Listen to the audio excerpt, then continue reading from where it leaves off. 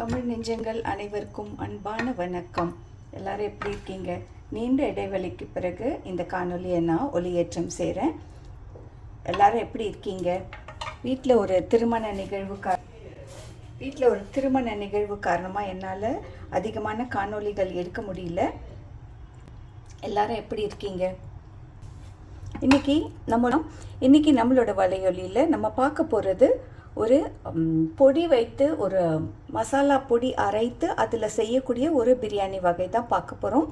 இது ரொம்ப சுலபமாக செய்யக்கூடிய ஒரு பிரியாணி வகை தான், ஆனால் ரொம்ப மனமாக இருக்கும். இந்த மாதிரி நீங்கள் செஞ்சு பாருங்கள். உங்களுக்கு பிடிச்சிருந்தா இந்த காணொலியும் தொடருங்க. வாங்க காணொலிக்குள்ளே போகலாம். எப்படி செய்கிறதுன்னு பார்க்கலாம்.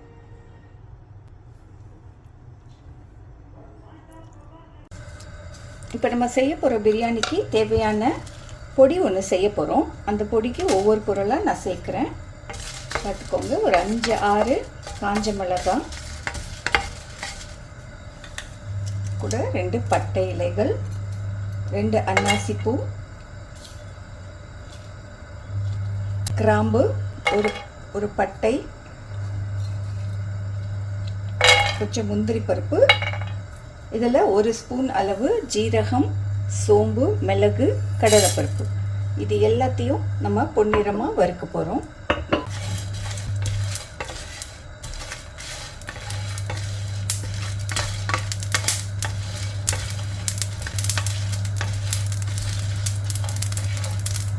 எல்லாம் வறுப்பட்டு நல்ல ஒரு வாசனை வருது. பாடு பண்ணிச்சிருங்க. அந்த சூடுலேயே ஒரு நிமிடங்கள் இதை பொரிச்சா போதும். 1 ஸ்பூன் நெய், 1 ஸ்பூன் எண்ணெய் எடுத்திருக்கேன்.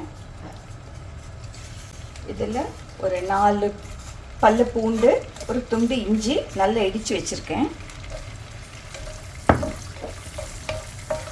இதை நல்லா வறுத்துருவோம். தாளிப்பு கூடயே தேவையான தாளிப்பு பொருட்கள் இதையும் சேர்த்துருவோம். முந்திரி பருப்பு, சோம்பு 1 ஸ்பூன், ஜீரகம் 1 ஸ்பூன், ஒரு துண்டு பட்டை. நல்ல ஒரு தாளிப்பு மணம் வருது. முந்திரி பருப்பு சிகப்பாக வறுபடணுன்ற அவசியம் இல்லை. இப்போது இதில் நல்ல 2 பெரிய வெங்காயம் சீவி வச்சுருக்கேன். அதை சேர்த்துருவோம்.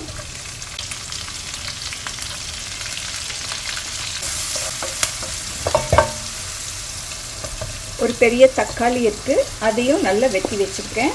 அதையும் இதில் சேர்த்துருவோம்.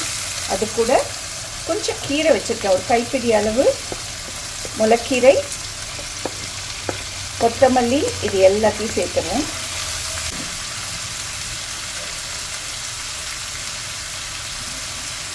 தக்காளி நல்ல குழைவாகணும், அதுக்காக இந்த உப்பு சேர்க்குறேன். இல்லை ஒரு அரை கரண்டி உப்பு சேர்த்துருக்கேன்.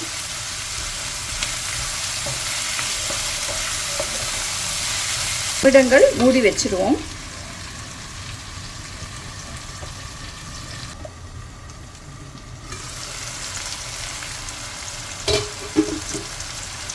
இதில் இதை நல்லா வதங்கிடுச்சு. இப்போ இந்த சமயத்தில் இதுக்கு தேவையான கொஞ்சம் மசாலாக்களும் சேர்த்துருவோம்.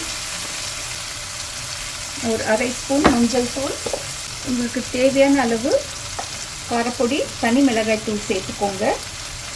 ஏன்னா அதுலேயே மிளகாய் எல்லாமே சேர்த்து அரைச்சி வச்சுருக்க பொடியும் தயார் பண்ணியிருக்கோம் இல்லையா. உங்களுக்கு தேவையான காய்கறிகளையும் நீங்கள் சேர்த்துக்கலாம். காலிஃப்ளவர், குடை மிளகாய், ப்ரோக்கோலி, நீங்கள் எதை வேணாலும் சேர்த்துக்கலாம். நான் இன்றைக்கி கேரட், பீன்ஸ், பட்டாணி, அது கூட ஒரே ஒரு உருளைக்கிழங்கு இதையும் சேர்த்துருக்கேன். இதை நல்லா கலந்து விட்டுருங்க. இந்த மசாலாவில் இந்த காய்கறிகள் நல்லா கலந்து விட்டுற மாதிரி, அது மேலே பெரட்டின மாதிரி இருக்கணும்.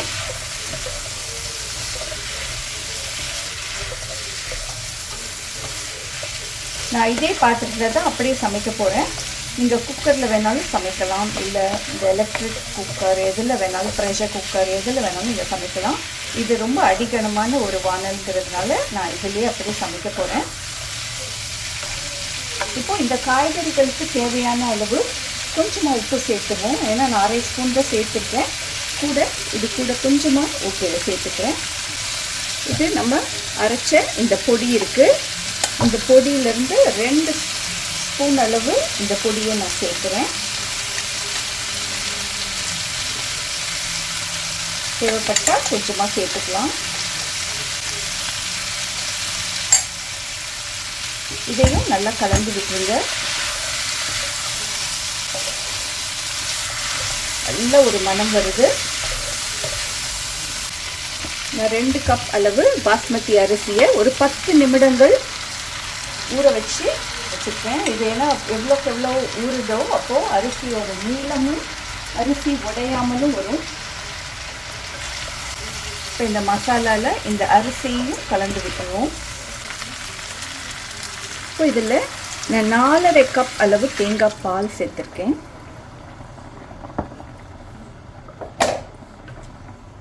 நான் 2 கப் அரிசி சேர்த்துருக்கேன், 4½ கப் தேங்காய் பால் சேர்த்துருக்கேன்.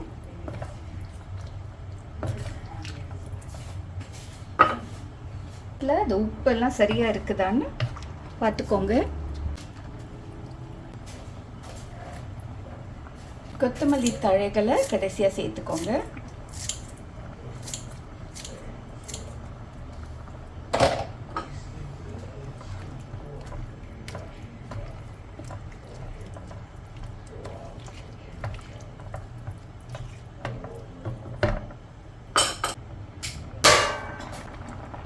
அடுப்பை சிம்மில் வச்சுட்டு இந்த மாதிரி ஒரு மூடியை போட்டு இந்த கல்லையும் அது மேலே வச்சிடணும்.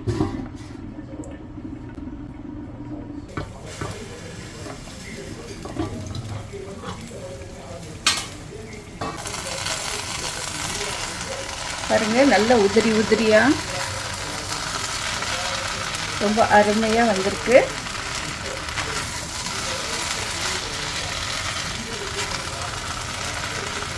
இது அப்படியே மூடி போட்டு வச்சிருவோம். இது ஒரு 5 நிமிடங்கள் இதை அப்படியே விட்டுருங்க. நிறுத்திட்டு இருக்கிற தண்ணி எல்லாம் அப்படியே சுண்டி நல்லா உதிரி உதிரியாக ஆகிடும் அரிசி. இந்த மாதிரி நீங்கள் செஞ்சு பாருங்கள். உங்களுக்கு பிடிச்சிருந்தா இந்த காணொலியும் தொடருங்க.